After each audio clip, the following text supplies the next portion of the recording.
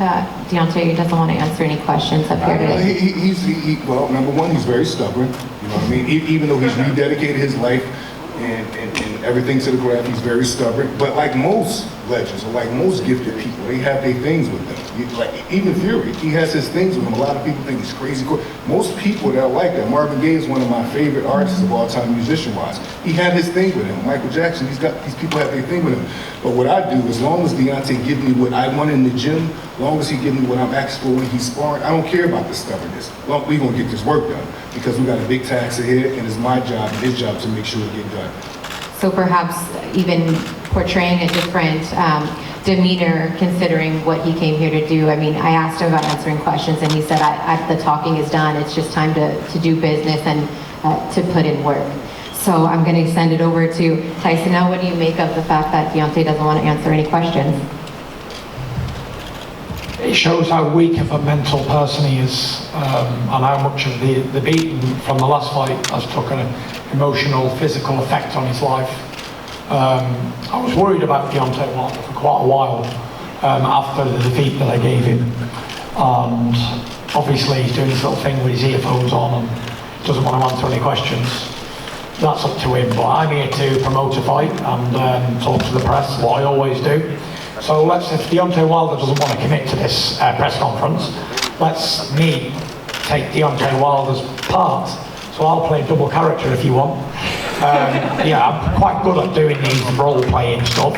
So I'll be Deontay Wilder and I'll be Tyson Fury, and we'll play a little game. So here's me taking as Tyson Fury. So he's employed Malik Scott to help him. As Malik said, Wilder is a stubborn person, so he's got his own mentality and he wants to do things his own way. So to listen to other people is not what Deontay Wilder does. So no matter how much that Malik teaches Deontay's going to do what Deontay's going to do. That's wrong. Deontay's going to do what he's going to do. He's been doing everything I've asked him and told him to do. Yeah, but like Mike Tyson said, everyone's got a game plan until they get punched in the mouth. Yeah, but you're talking about as far as training. He's doing everything. Yeah, he can do that, but in the real fight I'm talking about, he's going to do what he's going to do. He's going to revert straight back to type, 100%. As soon as he hits him with the first right hand, he's going to see red and he's going to I'm going to take his head off. Sugar Hill just said you're a one-punch knockout artist now, but there's no history of you knocking someone out with one punch. So that means when the fight gets started, he's going to go straight back to revert, 100%. You heard it here first. And another thing is, you can't expect him to do something that you couldn't do. Like what? Knock you out? Yeah, like that. Yeah, but me and you never fought, Tyson. You must not I know, but we did spar, didn't we? We know what happened there. You're a 260-pound man that can fight. You bust my eardrum the first time we sparred. That's not something to brag about. You can fight. That's what you do. I know, but like you can't teach him to be some great fighter when you wasn't. Tyson, who's teaching him to be a great fighter? I'm adding on to everything that you do. Well, we're all seeing the fight. No, real quick. The way I see it is, right, he's got rid of Mark Breland because Mark Breland's a cheater, whatever he said. And he's employed you. I think you've been working with him for a long time. I'm not here to disrespect you or anything, because you're his trainer. You're not boxing. I'm not having a go at you. I'm just saying what I think at the moment. Like, everyone has this game plan of they're going to do something against me until they get in there. As we all know, because we've seen it so many times. Was Sugar Hill a great fighter that teaches you very well? No, he wasn't. This is what I'm saying. So why would you say, how am I going to teach him and I wasn't a great fighter? I don't believe that. You can teach him in the gym as much as you want. Right. But as soon as he gets in the ring, Deontay Wilder's got 43 But that's what we got the date. He's going to do. That's what we're going to see July 24th. Well, we will see. But I'm going to state it here first. I'm going to stamp my claim that he's going to be the same old Deontay Wilder we've always seen. And that's that. So yeah, just because you both got your eardrums burst in sparring and fights, it is what it is. But I can't see him doing anything different. Maybe I'm wrong, but who knows? Doesn't matter. But see, listen one thing real quick.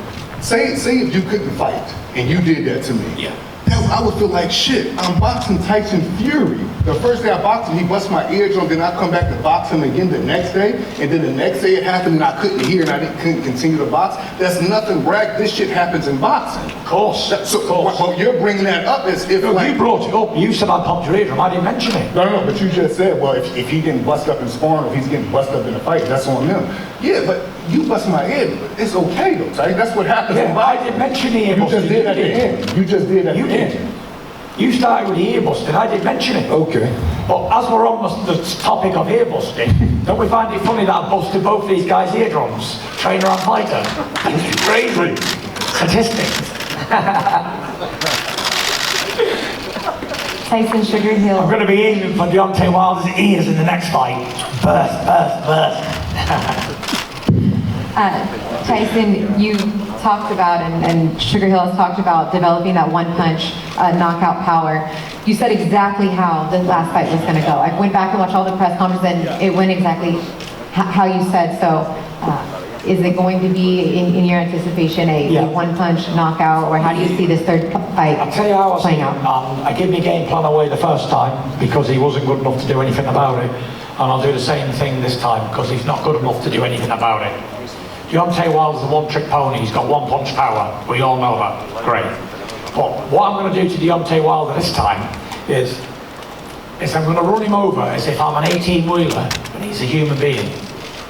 And I guarantee you he does not go past where he did before. Because before I only had 5 or 6 weeks of practicing what I was going to do to him. This time I've had 18 months of practicing what I'm going to do to him. So I anticipate it's going to be like an 18-wheeler running over somebody. And that's what you're going to see. I'm building my weight up. I'm trying to get up to 300 pounds for this fight. Because I'm looking for a big knockout straight away. I don't believe he's mentally, physically or emotionally involved in his fight. I think he's doing it for the wrong reasons.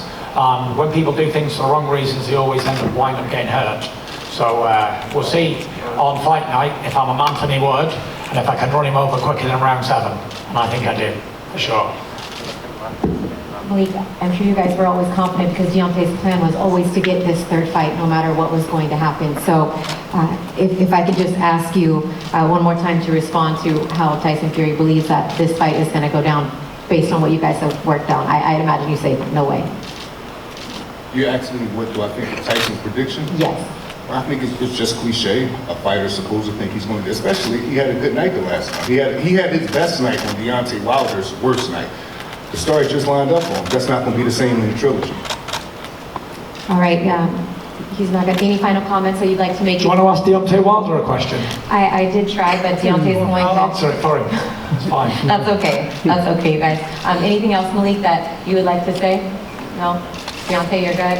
It's good? Anybody else? Any final comments here, since this is the one and only press conference that we're going to have here, and then we get ready to take some photos here, and then you'll have to answer from the media. Anything else? Bob, anything else you'd like to say, Bob? Go, yeah. It's going to be a great fight, and as you can see, Deontay Wilder is saving his energy by not saying anything. Good, maybe that'll help him in the fight.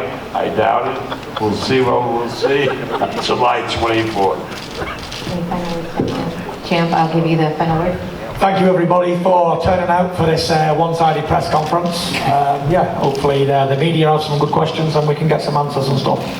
All right, well, thank you everybody for coming. I'm Christina Poncher. What we're going to do right now...